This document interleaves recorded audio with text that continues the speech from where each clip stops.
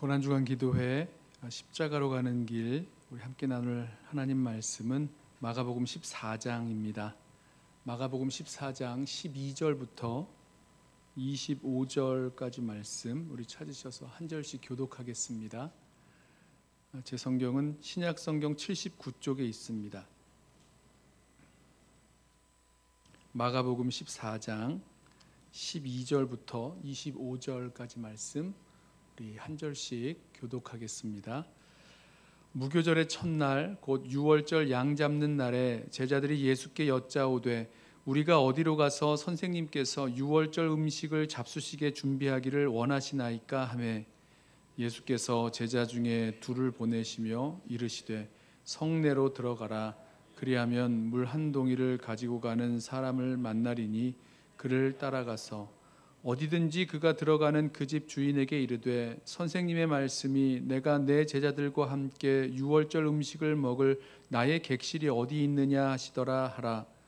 그리하면 자리를 펴고 준비한 큰 다락방을 보이리니 거기서 우리를 위하여 준비하라 하시니 제자들이 나가 성내로 들어가서 예수께서 하시던 말씀대로 만나 유월절 음식을 준비하니라. 저물매 그 12를 데리시고 가서 다 앉아 먹을 때에 예수께서 이르시되 내가 진실로 너희에게 이르노니 너희 중에 한 사람 곧 나와 함께 먹는 자가 나를 팔리라 하신대 그들이 근심하며 하나씩 나는 아니지요 하고 말하기 시작하니 그들에게 이르시되 12 중에 하나 곧 나와 함께 그릇에 손을 넣는 자니라. 인자는 자기에 대하여 기록된 대로 가거니와 인자를 파는 그 사람에게는 화가 있으리로다. 그 사람은 차라리 나지 아니하였더라면 자기에게 좋을 뻔하였느니라 하시니라. 그들이 먹을 때에 예수께서 떡을 가지사 축복하시고 떼어 제자들에게 주시며 이르시되 받으라 이것은 내 몸이니라 하시고 또 잔을 가지사 감사기도 하시고 그들에게 주시니 다 이를 마시매 이르시되 이것은 많은 사람을 위하여 흘리는 나의 피 곧 언약의 피니라. 진실로 너희에게 이르노니 내가 포도나무에서 난 것을 하나님 나라에서 새 것으로 마시는 날까지 다시 마시지 아니하리라 하시니라. 아멘.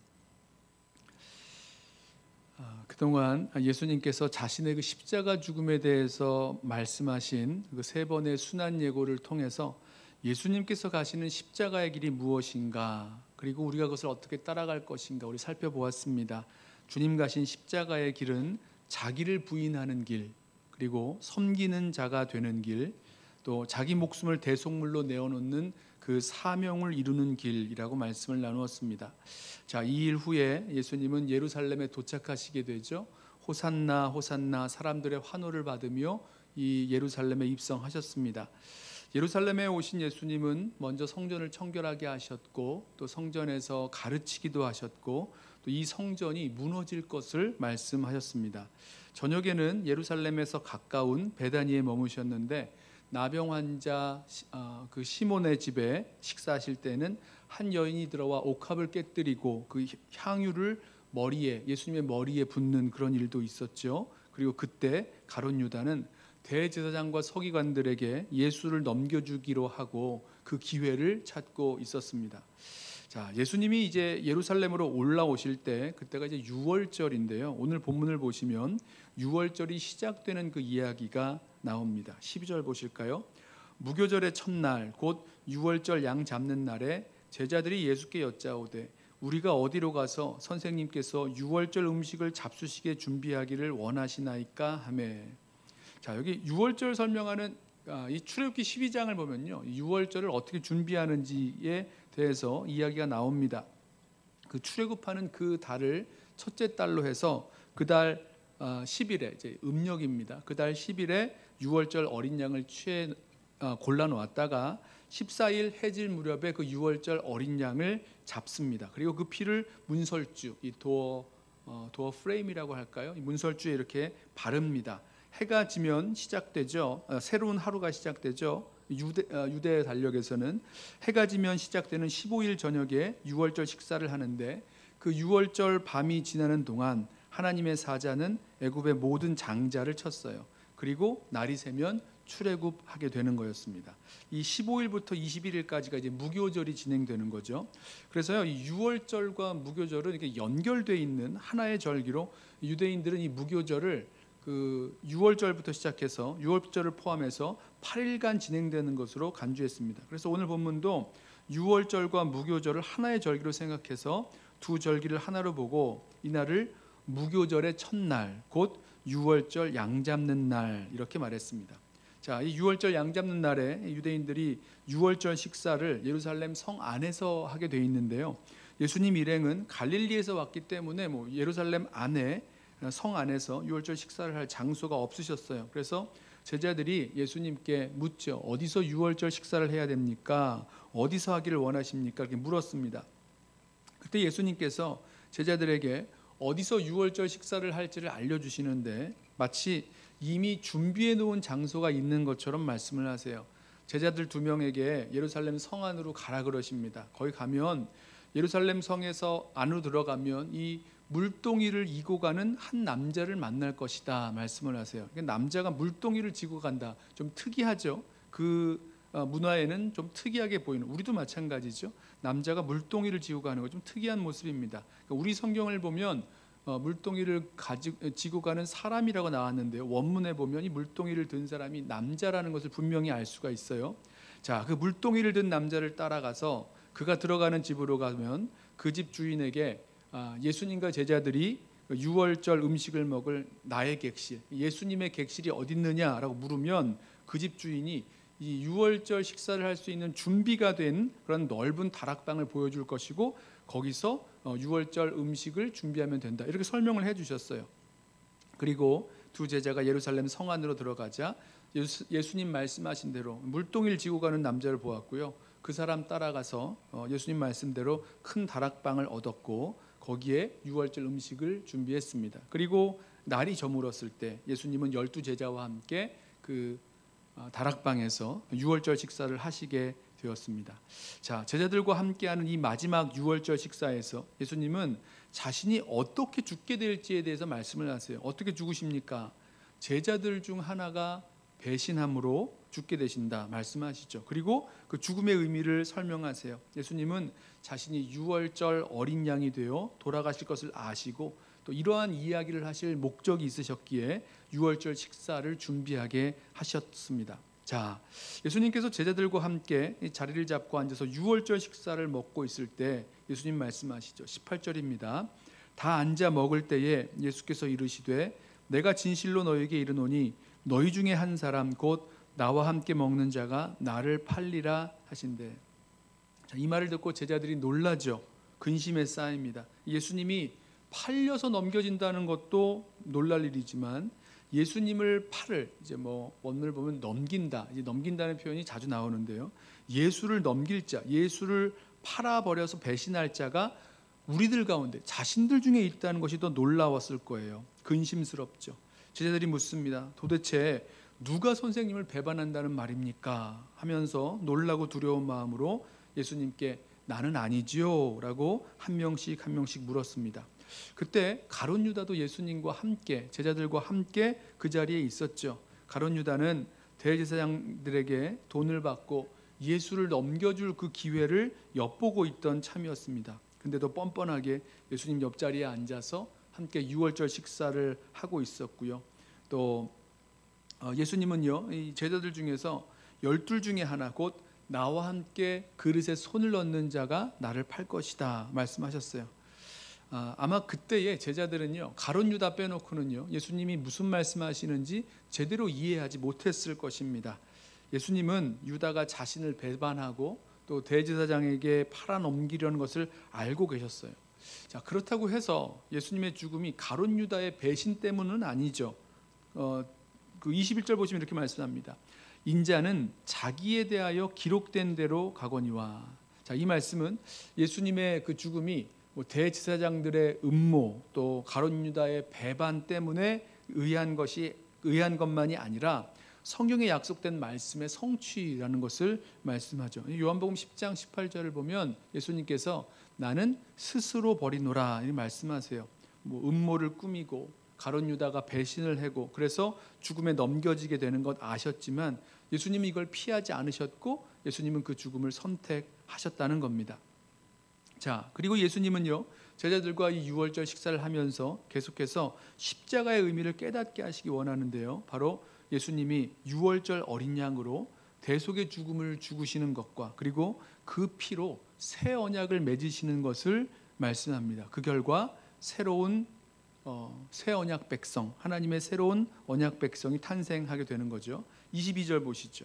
그들이 먹을 때에 예수께서 떡을 가지사 축복하시고 떼어 제자들에게 주시며 이르시되 받으라, 이것은 내 몸이니라 하시고.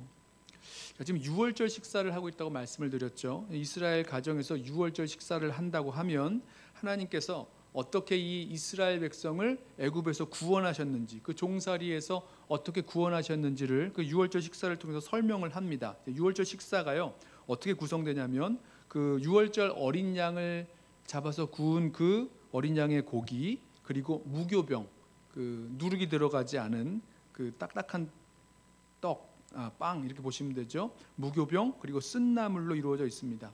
그 양은요 당연히 그 애굽을 나올 때에 그 문설주에 발랐던 어린 양의 피를 기억나게 하고요. 또 무교병은 그 누룩을 넣어서 반죽해서 부풀어 올린 다음에 빵을 만들어야 되는데 그럴 이게 숙성시킨다 그러죠. 그럴 시간도 없이 아주 급하게 애굽에서 나오게 되었던 것, 그 하룻밤 만에 나오게 되었던 것을 기억하게 하고, 또 그 쓴나물은 애굽에서 노예 생활할 때의 그 고난을 기억하게 한다고 합니다. 그리고 여기에 포도주를 마시는 그 전통이 하나 더 추가되죠. 그런데 이날 유월절 식사 중에서 하나 빠진 게 있었습니다. 뭐냐면 유월절 어린 양이 빠져 있었던 거예요. 왜일까요? 유월절의 아주 핵심적인 사건이고, 그 유월절, 그 이름이 왜 유월절이라고 붙었습니까? 그 핵심적인 사건을 이루는 그 어린 양이 왜 없을까? 왜 없습니까? 예수님께서 그 유월절 어린 양 되시기 때문이에요. 십자가의 고난 당하심으로 이 유월절 어린 양 되시는 예수님이 계시기에 그 유월절 식사에는 유월절 그 어린 양은 없었습니다. 성경은요 예수님이 유월절 어린 양이 되신다라고 분명히 말씀하죠. 세례 요한이 예수님을 향해서 보라, 세상 죄를 지고 가는 하나님의 어린 양이로다, 이렇게 불렀습니다. 그리고 요한복음을 보시면 이 성전에서 유월절 어린 양을 잡는 그 시간에 예수님께서 십자가에서 죽으셨다, 이렇게 말씀하고 있습니다. 사도 바울이 고린도 교회에게 예수님의 희생이 유월절 어린 양의 희생이라고 분명히 말씀하죠. 고린도전서 5장 7절에 우리의 유월절 어린 양 곧 그리스도께서 희생되셨느니라, 이 말씀합니다. 에베소서 5장 2절에서도 그는, 예수 그리스도, 그는 우리를 위하여 자신을 버리사 향기로운 제물과 희생 제물로 하나님께 드리셨느니라 말씀합니다. 요한계시록 보시면 사람들을 피로 사서 하나님께 드리신 어린 양, 죽임당한 어린 양이 찬양과 경배를 받으십니다. 그러니까 신약의 성도들, 성경이 증거하고 있는 이 예수님은 바로 유월절 어린 양으로 우리를 대신해서 십자가에 죽으신 것을 이 신약의 성도들은 믿었어요. 그게 성경이 증거하고 있는 거죠. 자, 예수님께서 유월절 어린 양 되신 예수님께서 유월절 떡을 떼어 주시면서 받으라, 이것은 내 몸이라, 이렇게 말씀하셨는데요. 이 받으라는 의미는요, 우리의 그 구원이 우리의 힘과 노력으로 이루어지는 것이 아니라 하나님으로부터, 위로부터 오는 그런 은혜의 역사이라는 것을 말씀하죠. 또 23절 보십시오. 잔을 가지사 감사 기도하시고 그들에게 주시니 다 이를 마시매 이르시되 이것은 많은 사람을 위하여 흘리는 나의 피 곧 언약의 피니라 말씀합니다.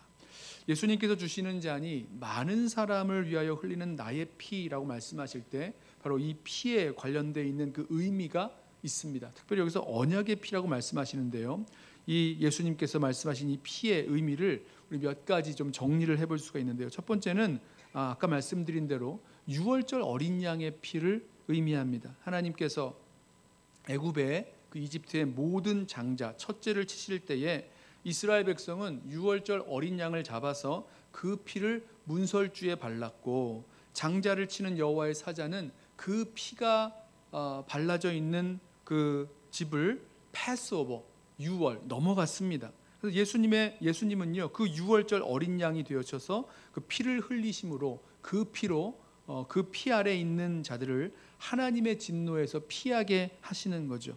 예수님의 피는 새로운 출애굽, 새로운 유월절 어린 양의 피가 되십니다. 두 번째는요, 예수님의 그 피는 속죄를 위한 대속의 피라고 볼 수가 있습니다. 이 같은 말씀을 기록하고 있는 마태복음은 이렇게 설명을 해요. 한 가지의 설명을 더 붙이는데요. 이것은 죄사함을 얻게 하려고 많은 사람을 위하여 흘리는 바 나의 피라고 설명을 하고 있습니다. 그러니까 이사야 53장 우리 어제 나누었던 말씀, 고난받는 여호와의 종의 죽음이 많은 사람을 의롭게 하며 그 죄악을 친히 담당하리라는 그 말씀을 성취하는 거죠. 예수의 피는 바로 많은 사람을 의롭게 하고 죄악을 친히 담당하는 그 속죄의 피, 죄사함의 피를 의미합니다. 또 한 가지는요, 여기 언약갱신의 피라고 말할 수 있어요. 그러니까 예수님께서 십자가에서 흘릴 자신의 피를 언약의 피라고 말씀하셨습니다.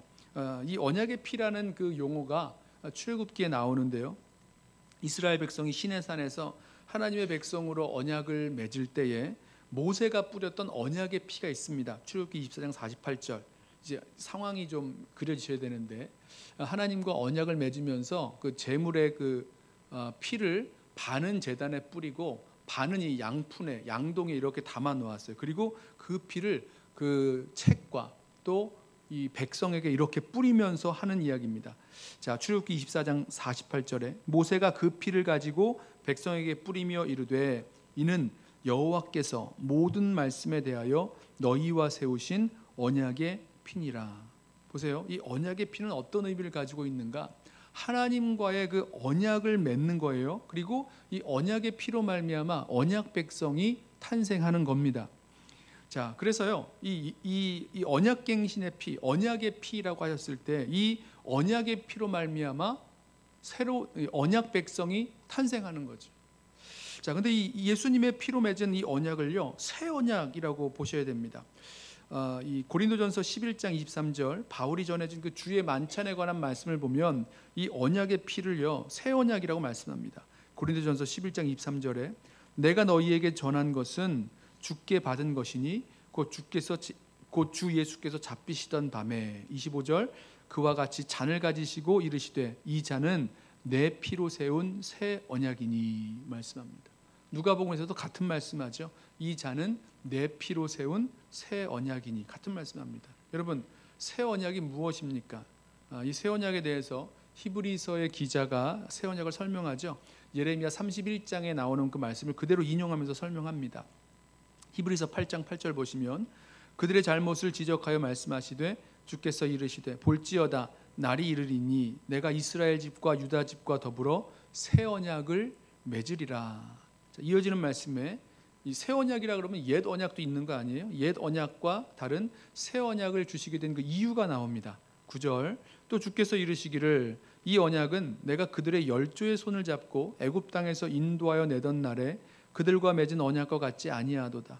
그들은 내 언약 안에 머물러 있지 아니하므로 내가 그들을 돌보지 아니하였노라. 자, 이 무슨 말입니까? 이스라엘이 하나님과 맺은 그 언약 안에 머물러 있지 않았기 때문에, 즉 언약에 충실하지 않았어요. 그리고 언약을 깨뜨렸습니다. 그 결과 하나님께서도 이스라엘을 돌보지 아니하셨다 말씀하죠. 그리고 이제 하나님은 나중에 새 언약을 맺겠다라고 말씀하시는데 이 새 언약이 이 어떻게 그 옛 언약과 다른가? 그게 10절에 나옵니다. 히브리서 8장 10절 또 주께서 이르시되 그날 후에 내가 이스라엘 집과 맺을 언약은 이것이니 내 법을 그들의 생각에 두고 그들의 마음에 이것을 기록하리라. 나는 그들에게 하나님이 되고 그들은 내게 백성이 되리라. 자, 옛 언약에서 하나님의 법을 그 돌판에 새겨 두었다면 새 언약에서는요 하나님의 법을 그 생각에 두게 하시고 마음에 기록하겠다라고 하셨습니다. 그래서 나는 그들의 하나님이 되고 그들은 내 백성이 되리라 약속하셨어요. 예레미야가 선포했던 이 새 언약을 그 포로로 가 있던 에스겔을 통해서도 선포하시죠.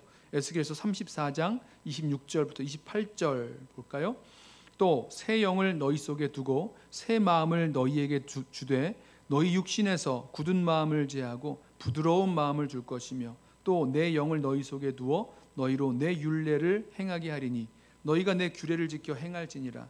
내가 너희 조상에게 준 땅에서 너희가 거주하면서 내 백성이 되고 나는 너희 하나님이 되리라. 자, 새 언약 백성에게 새 마음을 주신대요. 이전의 마음은 돌같이 굳은 마음이었는데 이제는 살같이 부드러운 마음을 주신다, 되게 하신다 말씀하셨어요.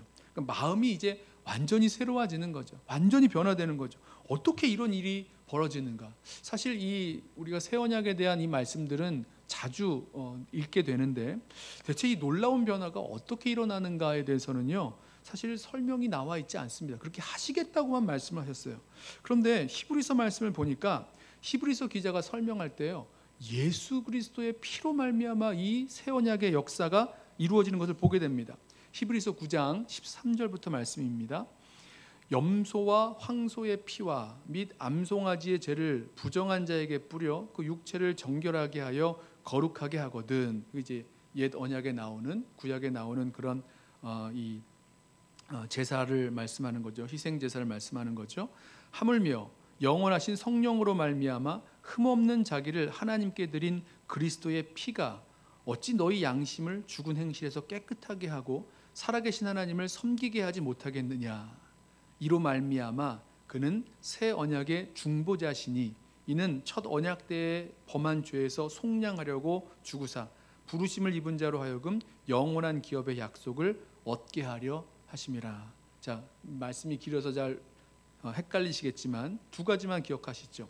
그리스도의 피가 너희 양심을, 너희 마음을 죽은 행실에서 깨끗하게 하고 또 하나님을 섬기게 한다라고 말씀합니다. 그리고 이것을 근거로 새 언약의 중보자시다라고 분명히 말씀하고 있죠.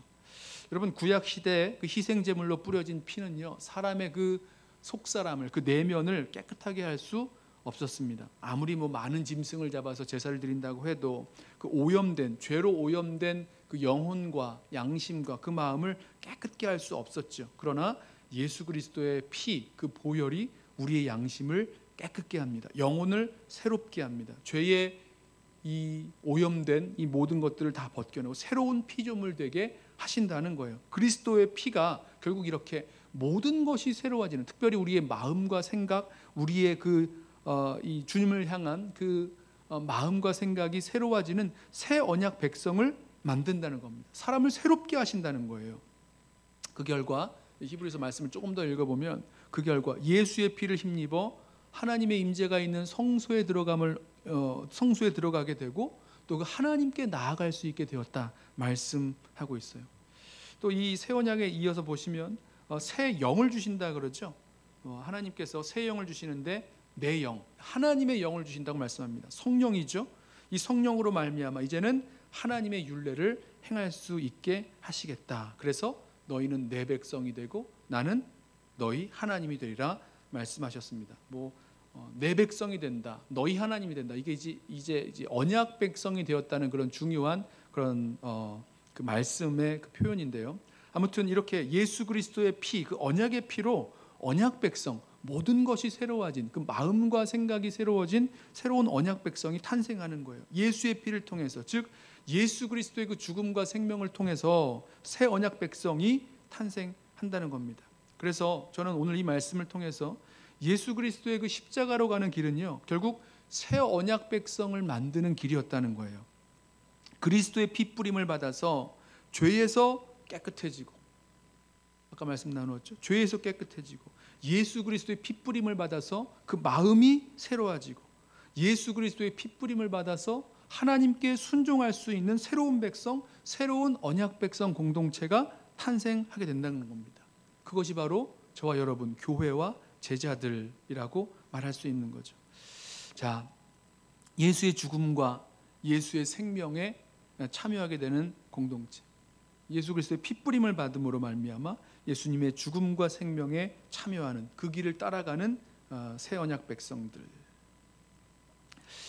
말씀한 곳을 더 보고 싶은데요, 디도서 2장 14절 말씀을 보면 이런 말씀을 합니다.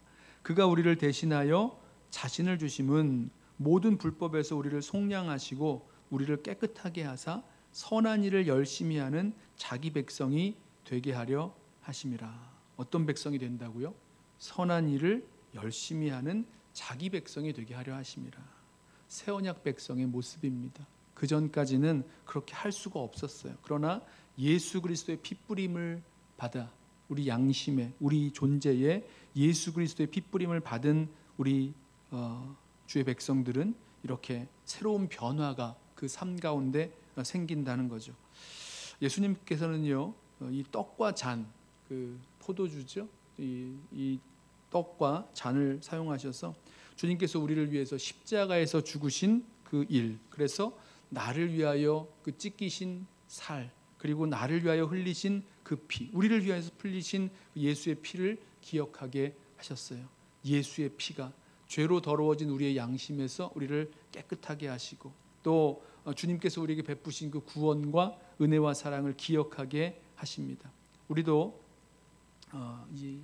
이번 성금요일 내일 모레 우리 함께 성찬식을 하게 될 터인데요. 그때 정말 믿음 가운데 그 떡을 떼고 또 잔을 나누는 그 성찬을 통해서 그리스도의 피에, 그리스도의 그 죽으심에 우리 함께 참여하고 주님의 은혜를 기억하게 될 것입니다. 말씀을 좀 정리하고 마치겠습니다. 예수님이 지신 십자가에서 그 흘린 피, 유월절의 어린 양 피, 또 속죄의 피, 언약의 피였습니다. 그리고 그 피로 우리를 구원하시고 깨끗하게 하셔서 새 언약 백성 되게 하신 이 놀라운 사실을 우리 기억하기를 원합니다. 예수님은 우리로 새 언약 백성 되게 하시려고 정말 새로운 그 마음과 생각이 정말 하나님 앞에서 새로워져서 하나님을 사랑하고 또 이웃을 뜨겁게 사랑할 수 있는, 목숨 바쳐 사랑할 수 있는 그런 새 언약 백성 되게 하시려고 십자가 지셨고 그 피를 흘리셨다는 것.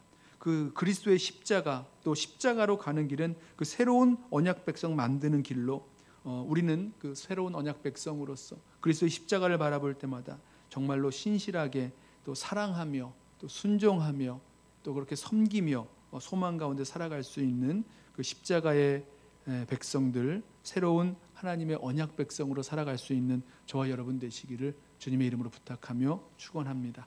우리 함께 찬양하고 기도하겠는데요. 유월절 어린 양의 피로 우리 함께 찬양하고